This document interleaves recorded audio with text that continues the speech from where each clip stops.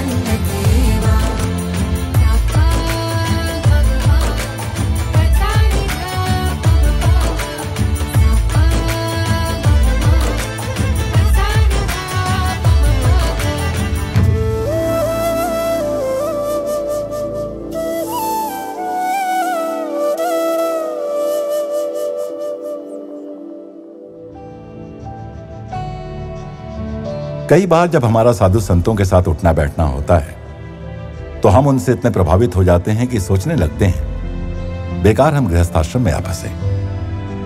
कितना अच्छा स्वतंत्र जीवन है इन लोगों का, कहीं कोई बंधन नहीं। इनके लिए एकाग्र और निर्लिप्त रहना कितना सहज होता होगा, नहीं? सब आश्रम अपनी अपनी जगह अच्छे हैं। सब संन्यास लेकर वनों की ओर निकल जाएंगे तो ईश्वर की सृष्टि कैसे चलेगी?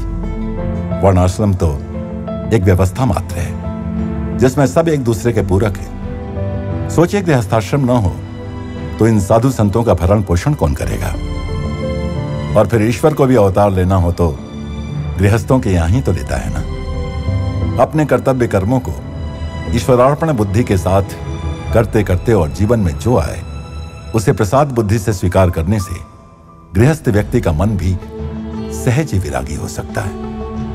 अम्मा आध्यात्मिक लक्ष्य को पाने के लिए घर बार या पति पत्नी को छोड़ने को नहीं कहती, बल्कि ईश्वर से अपने संबंध को मजबूत बनाने की सलाह देती हैं। अनासक्त होकर घर परिवार में रहते हुए गृहस्थ भी अपने आध्यात्मिक लक्ष्य को प्राप्त कर सकते हैं। बस एक मित्र बना लेना और उसका संग कभी न छोड़ना, और वो मित्र कोई और नहीं, स्वयं ईश्वर हो।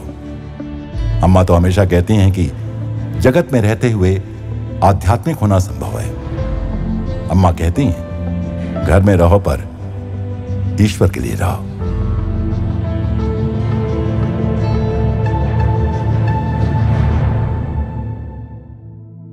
प्रेम स्वरूपी और आत्म स्वरूपी आप सभी को नमस्कार।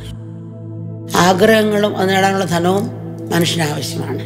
എങ്കിലും ജീവിതം കാമവൃത്തിക്കും ധനസമ്പാദത്തിനും മാത്രമുള്ളതാകരുത്. മോക്ഷം കൂടി ലക്ഷ്യമാക്കി മുന്നോട്ട് നീങ്ങാൻ നമ്മൾ ശ്രമിക്കണം.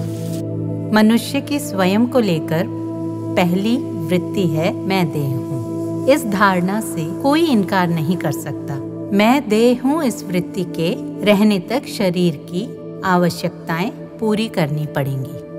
शारीरिक आवश्यकताएं तो साधक की भी होती हैं। भूख प्यास लगती है, वस्त्र और आवास उन्हें भी चाहिए। इन सब के लिए धन आवश्यक है। यही है काम, कामनाएं। आहार, वस्त्र और आवास मूल आवश्यकताएं हैं, पर अधिकतर सामान्य लोग इन्हीं से तृप्त नहीं। उनकी और कई कामनाएं होती हैं। ईश्वर की प्राप्ति हेतु समर्पित साधक निरंतर चिंतन, ध्यान, जप द्वारा इन कामनाओं से क्रमेण ऊपर उठ सकता है, परंतु सांसारिक व्यक्ति को ये कठिन मालूम हो सकता है। कामनाओं की पूर्ति हेतु धन आवश्यक है, किंतु कामना पूर्ति और पैसा कमाना ही हमारे साध्य बनकर न रह जाए। मुक्ति को परम लक्ष्य मानकर हमें आगे बढ़ना चाहिए। न धर्म न मोक्ष के लिए आज हम स्वार्थ कर्मों के लिए ही जीवित हैं। आज धर्म क्या है? जो मन को भाए वो धर्म। अपनी मर्जी से तोड़ मरोड़ लेते हैं। अपने स्वार्थ की प्राप्ति हेतु कुछ भी करना पड़े करेंगे।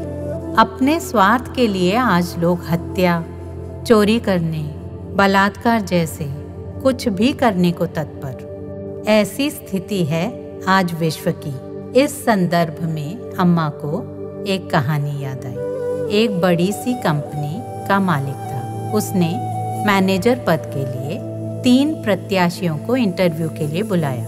इंटरव्यू के लिए आया पहला प्रत्याशी प्रख्यात गणितज्ञ था। मालिक ने उससे पूछा, 2 + 2 क्या? 2 + 2 4, गणितज्ञ ने उत्तर दिया। मालिक ने पूछा, पक्का 4? गणितज्ञ ने कहा, हाँ पक्का, इसका उत्तर तो 4 ही होगा। गणितज्ञ ने उत्तर दिया। मालिक ने दूसरे प्रत्याशी को बुलाया। वो था चार्टर्ड अकाउंटेंट। उससे भी यही प्रश्न पूछा, 2 + 2 कितना होगा ये बताओ। चार्टर्ड अकाउंटेंट ने कहा, पूरे 4। मालिक ने पूछा, पक्का 4? औसतन 4, 10% इधर उधर हो सकता है, पर औसतन 4 ही होता है। ऐसा था चार्टर्ड अकाउंटेंट का उत्तर। तीसरा प्रत्याशी बिजनेसमैन था। उस पर भी वही सवाल दागा, 2 + 2 क्या होता है? सवाल सुनकर बिजनेसमैन धीरे से उठा। उसने दरवाजा बंद किया, फिर खिड़की बंद कर दी और फिर खिड़की पर कर्टेन भी खींच दिया। फिर वो कुर्सी लेकर मालिक के बहुत पास जाकर बैठ गया और फिर धीमे स्वर में मालिक से पूछा, कहिए सर, 2 + 2 कितना बता दूं? ऐसे हैं लोग। जब धर्म पर टिके रहना कठिन हो जाए तो हम अपनी सुविधानुसार व्याख्या करते हैं, पर धर्म तो स्थिर तत्व का नाम है। धर्म से ही समाज में समरसता है। समस्त जगत इस धुरी यानी धर्म पर टिका है। धर्म पर ही जग टिका है। गीता में धर्म की चर्चा है। धर्म को थामे रखो। निजी धर्म और पारिवारिक धर्म 2 अलग चीजें हैं। सैनिक का धर्म अलग है। अर्जुन योद्धा था, क्षत्रिय। युद्ध में एक योद्धा का धर्म है युद्ध करना। युद्ध के समय सैनिक अपने घर में नहीं बैठ सकता या पत्नी बच्चों के साथ मौज करते नहीं बैठ सकता। उसे युद्ध क्षेत्र में होना चाहिए। देश है तो परिवार रहेगा। धर्म क्षेत्र में रहकर हम कर्म करें और अलग द्वीप न रहकर एक श्रृंखला की कड़ियां बन जाएं।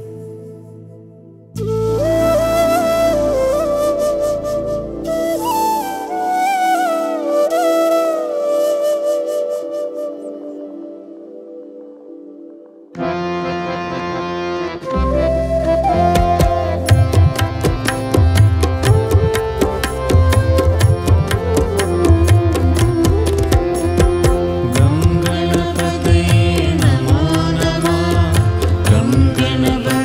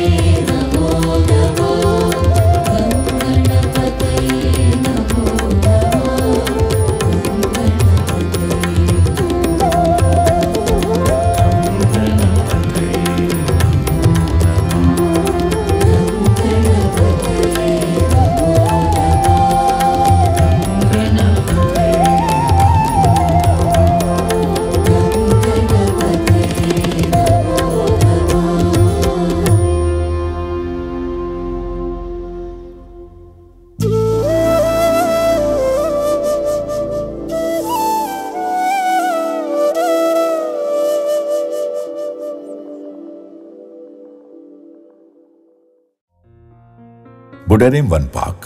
ये पार्क सनशाइन समुद्री तट पर बसे बुडेरिम गांव में 45 हेक्टेयर वन भूमि के क्षेत्र में बना है। ये प्राकृतिक वर्षा वन बुडेरिम गांव के उत्तर में स्थित है।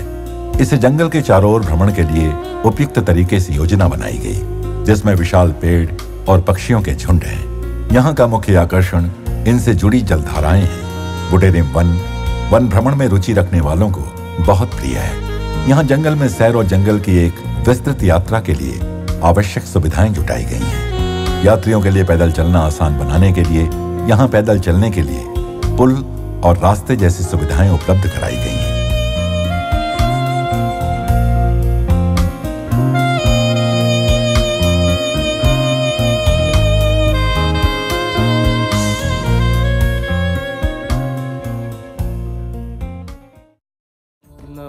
अगले दिन सुबह अम्मा के बच्चे कार्यक्रम के आखिरी दिन अम्मा के स्वागत के लिए तैयार होकर इंतजार कर रहे थे।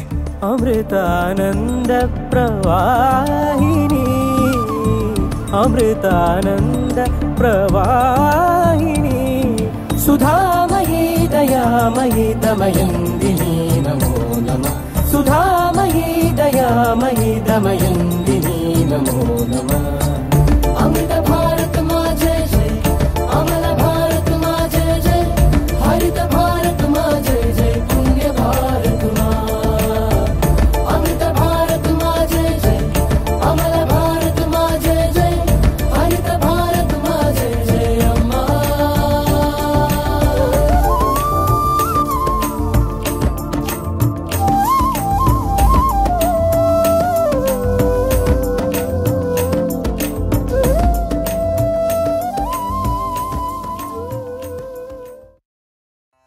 अम्मा ने आत्म पूजा और ध्यान में सभी का मार्गदर्शन किया।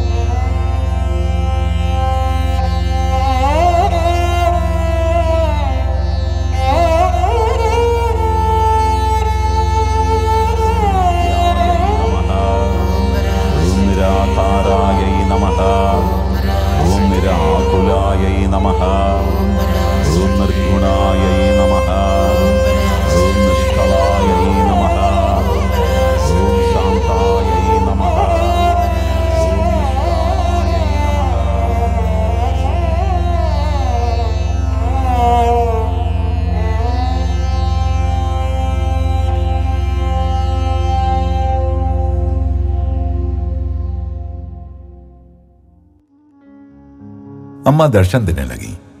अम्मा अपने बच्चों के जीवन के ताने बाने में बुनी हुई हैं। वो केवल एक संत नहीं है जो उन्हें आशीर्वाद देती हैं, बल्कि वो एक ऐसी माँ हैं जो इस दुनिया में उनके पूरे अस्तित्व की परवाह करती हैं।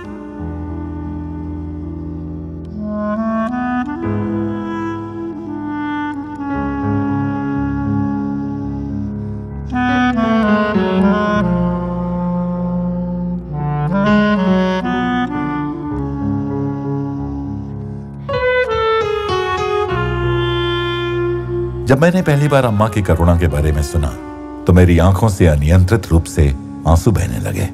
मैंने ऐसी करुणा के बारे में कभी नहीं सुना था। मुझे खुद को यह समझाने के लिए भी संघर्ष करना पड़ा कि ऐसा पूर्ण प्रेम का दृष्टिकोण भी संभव है।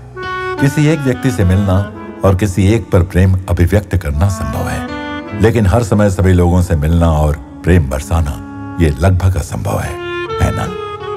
अम्मा को देखने के बाद ही मैं समझ सका कि ऐसा संभव है। इससे मेरे जीवन पर बहुत गहरा प्रभाव पड़ा। अम्मा से मिलने के बाद मुझे उनसे मंत्र दीक्षा पाने की इच्छा हुई। मुझे उसमें एक गहरी शांति का अनुभव होता था। अम्मा ने मेरे अंदर जो एक अद्भुत परिवर्तन किया वो था कि मुझ में करुणा को जगा दिया उन्होंने। मैं अनुभव कर पा रहा था कि हर क्षण में मेरा हृदय शुद्ध हो रहा था। अम्मा सबको स्वीकार करती हैं, वो सब पर दया बरसाती हैं। इसके लिए मैं सदा उनका ऋणी रहूंगा। अम्मा का दर्शन सहज बोध है। लोग अम्मा के प्रेम एवं करुणा पर कई तरह से प्रतिक्रिया करते हैं। कुछ लोग हंसते हैं, कुछ रोते हैं, कुछ लोग अपना दुख प्रकट करते हैं और कई सब कुछ भूल जाते हैं। जगत में ऐसा कुछ भी नहीं जो किसी को अम्मा के सानिध्य के अनुभव हेतु तैयार कर सके। वे कर सकते हैं तो बस यही कि अपने ऊपर उड़ेले जा रहे प्रेम को समेटने की कोशिश करें। रसिका बलमा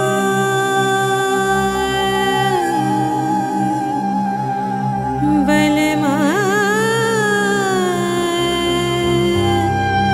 बलमा बलमा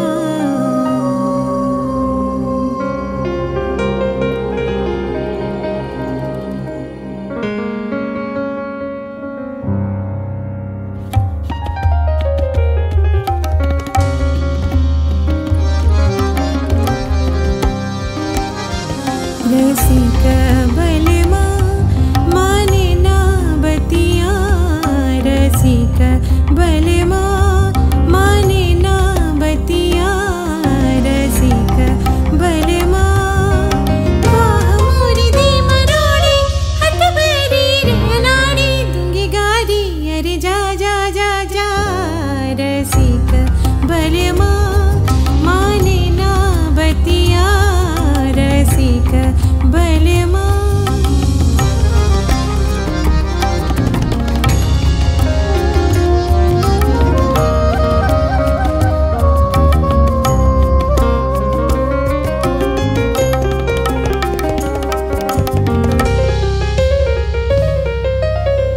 करत रार देखो बीच डगरिया करत रार देखो बीच डगरिया मनु मुरी बतिया छोड़ो मोरी बहिया बनवारी लिमेहारी अब जा जा रे सनशाइन कोस्ट में दर्शन खत्म हो रहे थे। अम्मा के प्रशिक्षण से जीवन उत्सव बन जाता है। अम्मा के बच्चे खुशी को चुनकर इस जगत को स्वर्ग बनाना सीखते हैं। अम्मा अपने बच्चों को सिखाती हैं कि सुख उनके भीतर है और अम्मा के मार्गदर्शन से उनका जीवन सचमुच एक सुखद अनुभव बन जाता है।